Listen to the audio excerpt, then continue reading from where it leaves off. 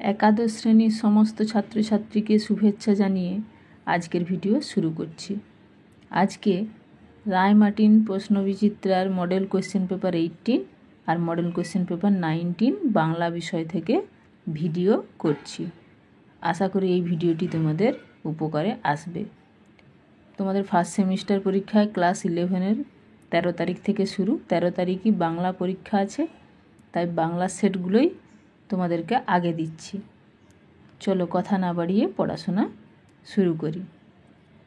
প্রথম প্রশ্ন, পুঁইমাচা গল্পটি শুরু হয় কোন ঋতুতে? উত্তর হবে শীত। 2 নম্বর প্রশ্ন, খেন্তি চিংড়ি মাছ কার কাছ থেকে এনেছিল? উত্তর হবে গয়া পিসি। 3 নম্বর প্রশ্ন, সহায় হরি মেটে আলু এনেছিল কোথা থেকে? উত্তর হবে বরজপোতার বন থেকে। 4 নম্বর প্রশ্ন, সত্য মিথ্যা সঠিক বিকল্প বেছে নাও। দেখো কয়ের দাগেরটা অ্যান্সার হবে, মানে 1-এরটা সত্য, 2-এরটাও সত্য, 3-এরটা মিথ্যা, 4-এরটা মিথ্যা। আবার এখানে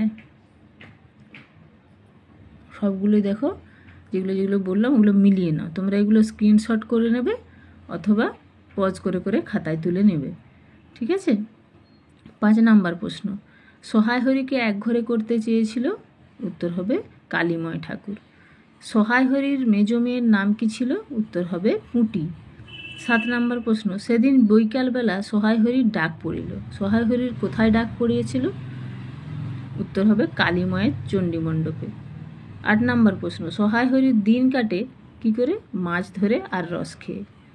9 নম্বর প্রশ্ন, প্রথমবার বিড়ালের ম্যাও শব্দ শুনে কথকের কি মনে হয়েছিল? উত্তর হবে ঘয়েরটা, ওয়েলিংটন বিড়াল হয়ে আফিম ভিক্ষা করতে এসেছে। 10 নম্বর প্রশ্ন, তবে চিরাগত একটি প্রথা আছে, প্রথাটি কি? উত্তর হবে বিড়াল দুধ পান করলে তাকে তাড়িয়ে মারতে হয়। 11 নম্বর প্রশ্ন, অতএব আমাকে ড্যাশ না করিয়া আমার ড্যাশ করো। এখানে প্রথমের ড্যাশে হবে আমাকে প্রহার না করিয়া আমার প্রশংসা করো। ক্ষয়েরটা অ্যান্সার হবে। 12 প্রশ্ন, বিড়ালের মতে মনুষ্য জাতির রোগ হলো?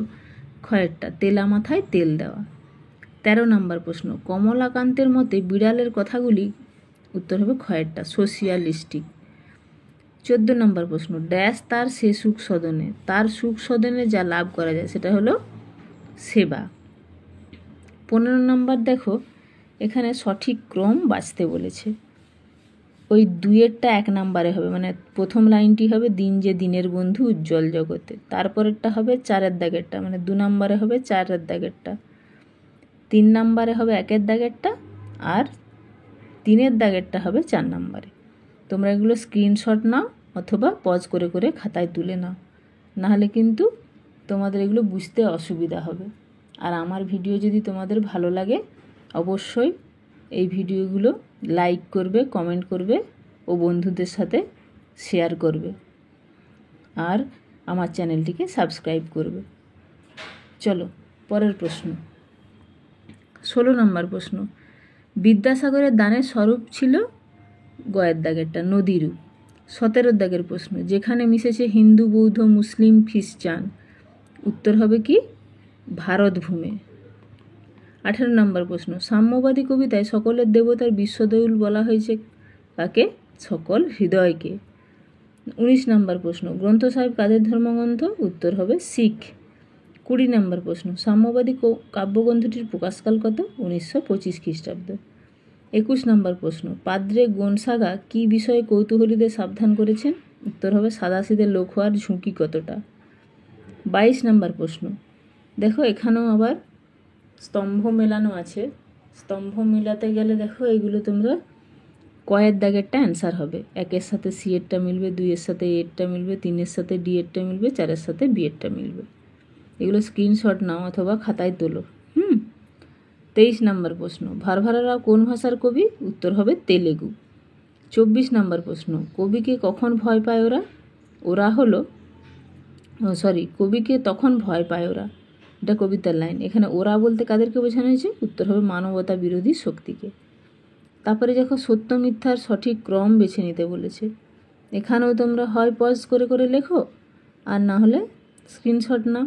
ঘয়েরটা হবে আসল উত্তর, মিথ্যা মিথ্যা সত্য মিথ্যা, ঠিক আছে? তারপরে দেখো পরের প্রশ্ন হচ্ছে 26 নম্বর প্রশ্ন। যেসব ভাষায় উপসর্গ অনুসর্গ প্রত্যয় বিভক্তির অস্তিত্ব নেই সেই ভাষাবর্গের নাম কি? অসমবায়ী বর্গ। 27 নম্বর প্রশ্ন। আমের ইন্দ নামক ভাষা প্রচলিত কোন মহাদেশে? উত্তর হবে উত্তর আমেরিকা। 28 নম্বর প্রশ্ন। মাগধী অপভ্রংশ অবহট্ট থেকে বাংলা ভাষার জন্ম এই মতের পক্ষে ছিলেন না কে? উত্তর হবে পরেশচন্দ্র মজুমদার। 29 নম্বর প্রশ্ন। প্রাচীন বাংলা ভাষার আনুমানিক সময়কাল কত? 950 থেকে 1350 খ্রিস্টাব্দ। 30 নম্বর প্রশ্ন। স্বরসঙ্গতি ও অপিনিহিতির বহুল ব্যবহার দেখা যায় বাংলা ভাষার কোন পর্বে? উত্তর হবে ক্ষয়েরটা, মধ্য বাংলা। 31 নম্বর প্রশ্ন। মন খমের ভাষা শাখার অন্তর্গত একটি ভারতীয় ভাষা হলো? উত্তর হবে ক্ষয়েরটা, নিকোবরি। তারপরে দেখো 32 নম্বরের এই যে মডেল চার্ট বা ডায়াগ্রাম, তার মধ্যে ক খ এখানে আছে, এটাও স্ক্রিনশট নাও। আর এখানে দেখো গ আর ঘ দুটোই আছে, তার মধ্যে গয়েরটা কিন্তু অ্যান্সার হবে। তারপরে 33 নম্বর প্রশ্ন। বরেন্দ্রী শ্রেণীর ভাষা কোন অঞ্চলে লক্ষ্য করা যায়? উত্তর হবে খ, মালদা, দিনাজপুর। 34 নম্বর প্রশ্ন। লিঙ্গুইস্টিক সার্ভে অফ ইন্ডিয়া গ্রন্থটির রচয়িতাকে? উত্তর হবে জর্জ গ্রিয়ারসন। 35 নম্বর প্রশ্ন। বেলা যে পড়ে এলো জলকে জল এটি কোন বাংলা উপভাষার উদাহরণ? উত্তর হবে কামরূপী। 36 নম্বর প্রশ্ন। চর্যাপদের তিব্বতী অনুবাদের নাম অনুবাদকের নাম তো চর্যাপদের তিব্বতী অনুবাদকের নাম হচ্ছে কীর্তিচন্দ্র। 37 নম্বর প্রশ্ন। তুর্কি আক্রমণের সময় বাংলায় রাজত্ব ছিল যে বংশে? সেটা হবে সেন বংশ। 38 নম্বর প্রশ্ন। উত্তর হবে শ্রীকৃষ্ণ কীর্তন কাব্যের শেষ খণ্ড রাধাবিরহ অংশটিকে প্রক্ষিপ্ত বলেছেন কে? উত্তর হবে বিমান বিহারী মজুমদার।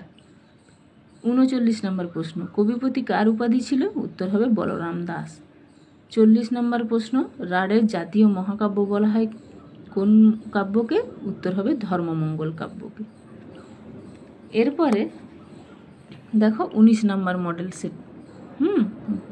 1 নম্বর প্রশ্ন। গল্পের শুরুতে যে কালের কথা বলা হয়েছে? উত্তর হবে শীতকাল। এখানে গল্প বলতে ওই পুঁই মাচা গল্পটা। 2 নম্বর প্রশ্ন। অন্নপূর্ণা রান্নাঘরের চাল ছিল কিসের? খড়ের।